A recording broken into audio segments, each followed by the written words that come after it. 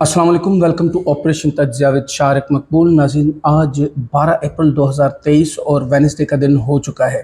नाज़रीन, ख़बरें इतनी तेज़ी से आ रही हैं और डेवलपमेंट इतनी तेज़ी से हो रही है कि हमारे पास ख़बरों का अंबार लग जाता है। बड़ी मुश्किल हो जाती है कि कौन सी ख़बरें आपके साथ शेयर करनी चाहिए, यानी कौन सी प्रायोरिटी पे हैं और कौन सी लोअर प्रायोरिटी पे हैं। आज का ये व्लॉग बहुत ख़ास है।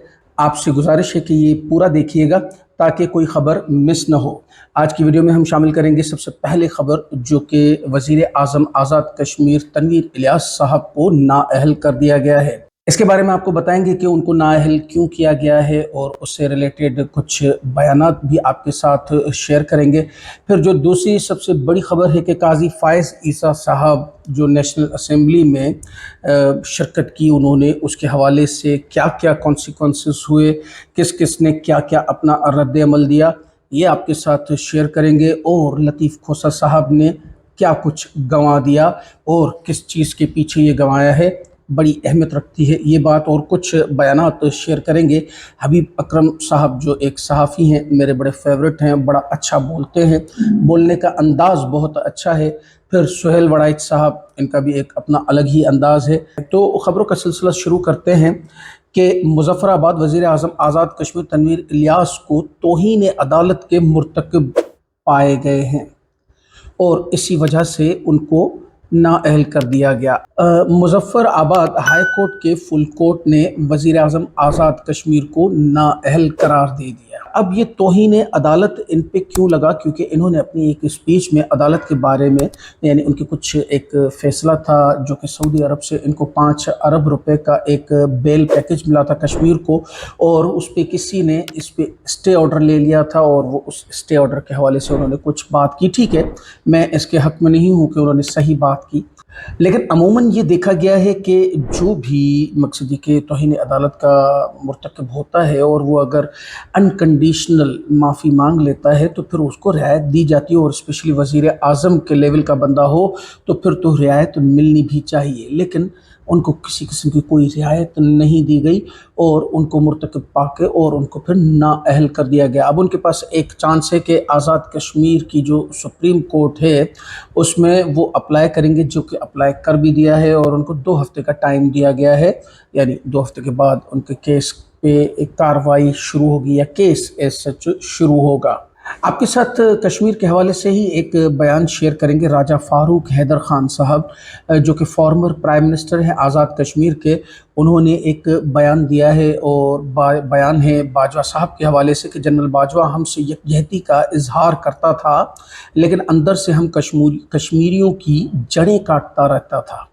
यानी ये एक वाकई देखा जाए तो बहुत बड़ा इल्ज़ाम है, लेकिन अब जो इल्ज़ाम लगा रहा है वो ख़ुद भी एक बड़ा आदमी है, यानी वज़ीर आज़म के लेवल पर वो रहा है। लेकिन बयान अहम था और शेयर करने जैसा था, इसीलिए आपके साथ शेयर कर लिया। अब आते हैं हम एक दूसरे मसले के ऊपर कि काज़ी फ़ायज़ ईसा साहब नेशनल असेंबली के इजलास में जा पहुँचे। एज सच इसको इजलास तो नहीं कहा जाता है, ये एक कन्वेंशन की सूरत होती है, लेकिन होता कौमी असेंबली के उसी हॉल में है, लेकिन इसकी जो हैसियत होती है वो एक कन्वेंशन की होती है। ये कन्वेंशन मुनक़्क़िद किया गया था आइन के सिल्वर जुबली यानी 50 साल पूरे होने के ऊपर, इसीलिए फिर कुछ जज साहिबान और बाहर के लोगों को भी दावत दी जाती है, जैसे कि कायम अली शाह भी बैठे हुए हैं यहाँ पे और अताउल्लाह तारड़ साहब भी बैठे हुए हैं। तो क्योंकि ये कन्वेंशन है तो कन्वेंशन में वो सभी आ सकते हैं जिनको कि दावत दी जाती है। तो काजी फ़ायज़ ईसा साहब पहुँचे हैं सुप्रीम कोर्ट की नुमाइंदगी करने। हालांकि कहा जाता है कि सुप्रीम कोर्ट के दूसरे जजेस को भी दावत दी गई, लेकिन कोई नहीं गया सिवाय काजी फ़ायज़ ईसा के साथ। अब काजी फ़ायज़ ईसा साहब जो हमारे मोअज़्ज़ज़ जज हैं, उन पे वैसे भी यानी एक जो है जानिबदारी का हम इल्ज़ाम बोलें या मकसद कि लोगों की गुफ्तगू में वो रहते हैं हमेशा, और उनके अक्सर फ़ैसले भी देखे गए हैं तो वो ज़्यादातर उनका जो झुकाव है वो पीडीएम और नून लीग की तरफ है। फिर अगर हम देखते हैं मरियम साहिबा के बयानात उठा के कि हमारा जस्टिस या हमारा जो आने वाला चीफ़ जस्टिस है वो काजी फ़ायज़ ईसा है, हमारा जज वही है, हमें उन्हीं से इंसाफ मिलता है, और इस तरह के बहुत सारे जो बयानात हैं वो भी हमें इसी चीज़ की निशानदेही करते हुए नज़र आते हैं। लेकिन असल में जो इस वक्त शोर उठ रहा है, कुछ आप तस्वीरें इस वक्त मेरे पीछे चलती हुई देख रहे होंगे कि यानी उन लोगों के साथ जाके बैठना जिन पे के इल्ज़ामात होते हैं और जिनके के केसेस भी लड़े जाते हैं सुप्रीम कोर्ट में, और फिर उन्हीं के साथ जाके बैठना, तो फिर उन केसेस की अहमियत क्या बचेगी? यानी उन केसेस का अगर आप फैसला कोई भी देंगे तो लोग इस पे कहने पे हक बजानिब होंगे कि ये फ़ैसला हम नहीं मान सकते क्योंकि इसमें जानिबदारी हमें नज़र आ रही है, और आपके प्रीवियस जो ट्रैक रिकॉर्ड है वो भी हमें यही बता रहा है। अब इस फ़ोटो में आप देखिए कि पीछे अताउल्लाह तारड़ साहब भी बैठे हुए हैं, और अताउल्लाह तारड़ साहब का आपको एक फ़ोटो याद हो कि आइन की किताब को दिखाते हुए उन्होंने किस तरह से एक इशारा किया था, नाज़ेबा इशारा हम जिसको बोलते हैं, वो करके और दिखाया। यानी आइन को जो कुछ समझते ही नहीं है, और वो जस्टिस साहब के साथ बैठे जो कि फ्यूचर के यानी इवन ज़्यादा दूर नहीं, सितंबर में वो चीफ जस्टिस बनने वाले हैं। अब इसी पे कुछ रद्द-ए-अमल आपको बताते हैं कि मियां मोहम्मद असलम इकबाल साहब कहते हैं कि एक मासूमाना सवाल है, हाथ में पकड़ी इस आईन पाकिस्तान की किताब के मुताबिक असेंबली की तहलील के बाद इलेक्शन कितने दिनों बाद करवाना लाजमी है? क्योंकि अपनी तकरीर के दौरान काजी फायज़ ईसा साहब ने कॉन्स्टिट्यूशन की जो बुक है वो हाथ में पकड़ी हुई थी, उसी हवाले से ये पूछ रहे हैं, और इनका सवाल जो है वो बनता भी है क्योंकि इस पे जो है ज़्यादातर जो इख्तलाफ हम बोलें वो सुप्रीम कोर्ट में किया गया था काजी फायज़ ईसा की तरफ से। ज़ाहिर बात है इसी तरह बहुत सी तनकीद हुई है काजी फायज़ ईसा साहब पर। वो कहते हैं कि मुझे पता है मेरे आने पर तनकीद होगी, लेकिन मैं असेंबली में आइन की गोल्डन जुबली पर आया हूँ, किसी के साथ यकजहती का इजहार करने नहीं आया हूँ।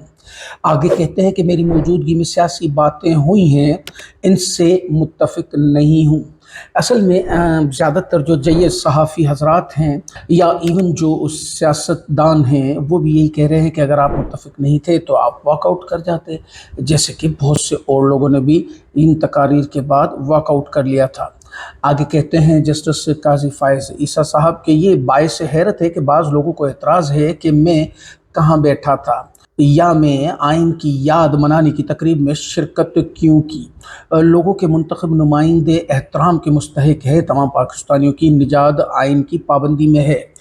अब बिल्कुल सही बात है कि पाकिस्तानियों की निजात जो है आइन की पाबंदी में ही है, लेकिन अब इस हुकूमत को क्या किया जाए कि इनको आइन समझ में नहीं आता, और वैसे भी अंग्रेज़ी कच्ची है। पिछले फैसलों में आपने देख ही लिया होगा कि फ़ैसले अंग्रेज़ी में आते हैं, जो इनको समझ में नहीं आते उस वक्त मिठाइयाँ बांट चुके होते हैं, लेकिन बाद में बड़ा पछता रहे होते हैं कि ये क्या हो गया, ये तो फ़ैसला हमारे ख़िलाफ़ आया है। आगे कुछ रद्द अमल के बयानात को शामिल करेंगे वीडियो में।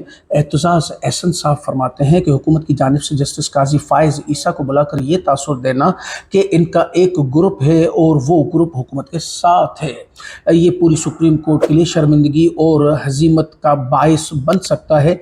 चीफ जस्टिस से इस्तीफ़ा मांगने वालों ने सीनियर तरीन जजेस को हुकूमती बेंचेस पर बिठाकर तासुर दिया कि जस्टिस काजी फायज़ ईसा हमारे हक में हैं, जबकि ऐसा है नहीं, ये सिर्फ तासुर दिया गया है। मैं नहीं मानता कि सुप्रीम कोर्ट का कोई भी जज किसी के भी साथ हो सकता। तो मेरा भी यही मानना है कि इंशाअल्लाह हम ऐसा नहीं देखेंगे। जब ये चीफ जस्टिस बन जाएंगे काजी फायज़ ईसा साहब, तो इंशाअल्लाह आप हमेशा इंसाफ के फ़ैसले देखेंगे। फवाद चौधरी साहब अपने रद्द अमल में फरमाते हैं, आज आइन की बरसी के मौके पर हुकूमत ने सुप्रीम कोर्ट को बतौर इदारा ख़त्म करने की कोशिश की है। पार्लिमान तब ताकतवर होती है जब अवाम इसके पीछे हों। लोटों की वोटों के से कानून बनाना कोई अहमियत नहीं रखता। अवाम की ताकत सुप्रीम कोर्ट के पीछे है। ये बिल सिर्फ रद्दी की टोकरी में जाएगा। हम इस कानून को मुस्तरद करते हैं। यानी आइन की बरसी वाले दिन ही इस तरह के क्राइम इस हुकूमत से नज़र आ रहे हैं। अनवर लोधी साहब जो कि एक जर्नलिस्ट हैं, ये अपना एक मशवरा दे रहे हैं कि काजी फायज़ ईसा को अगला चीफ जस्टिस नहीं बनना चाहिए। वो मुतनाज़ा होने की वजह से इस ओहदे के लिए मौजू नहीं रहे। अब देखें, ये इनकी एक अपनी पेशन गोई है, ऑब्जर्वेशन है। वैसे एक बात तो बड़ी बेहतर कह रहे हैं, इसी तनासब में औलिया मकबूल जान साहब का एक बयान आपके साथ शेयर करूंगा कि आसिफ जरदारी की पूरी तकरीर अदलिया पर एक चार्जशीट थी और ये जस्टिस इसे सुनता रहा, यानी इसके नज़दीक अदलिया की इज्जत की कोई हैसियत नहीं थी।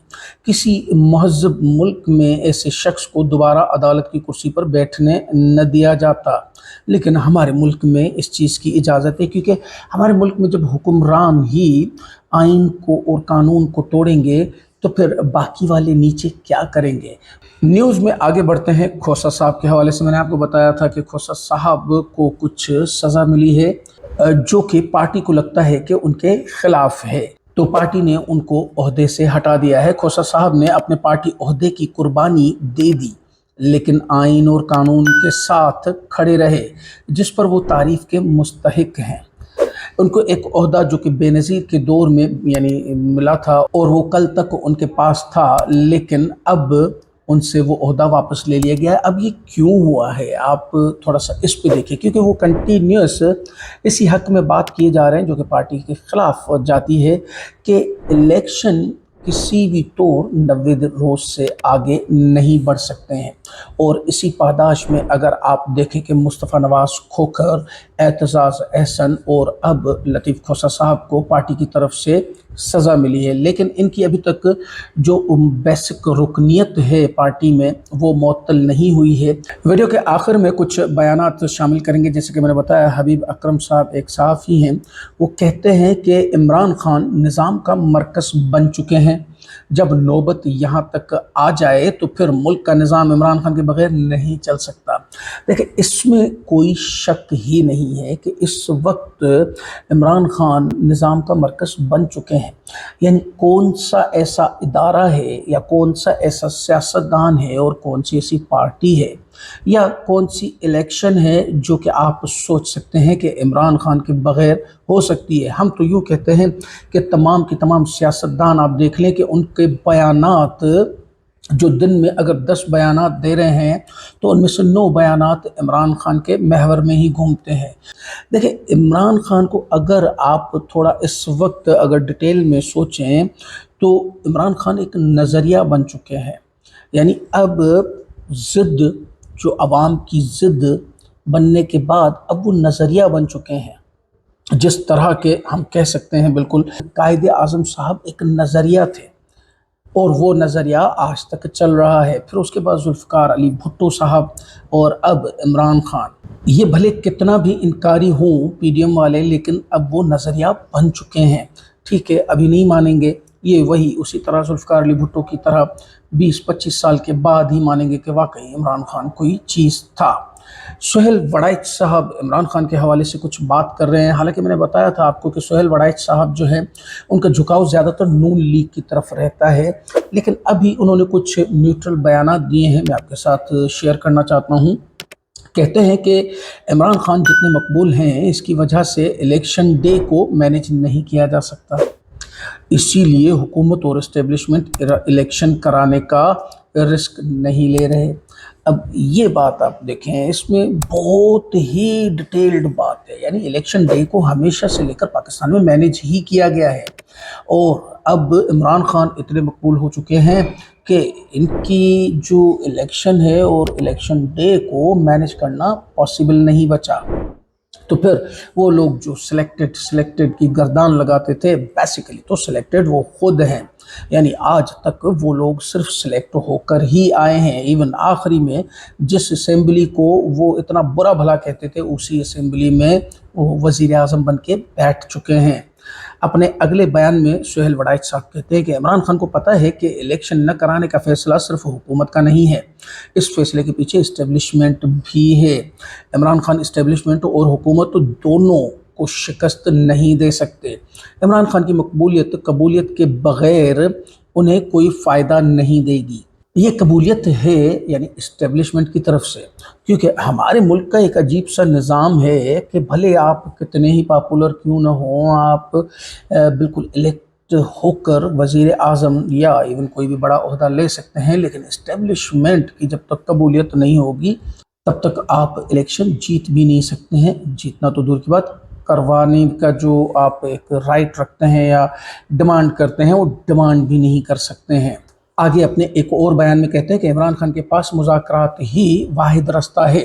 वो यकीन दहानी कराए कि वो इस्टेब्लिशमेंट से इंतकाम नहीं लेंगे, न सियासी मुखालफिन से अपना रास्ता हमवार कर सकते हैं।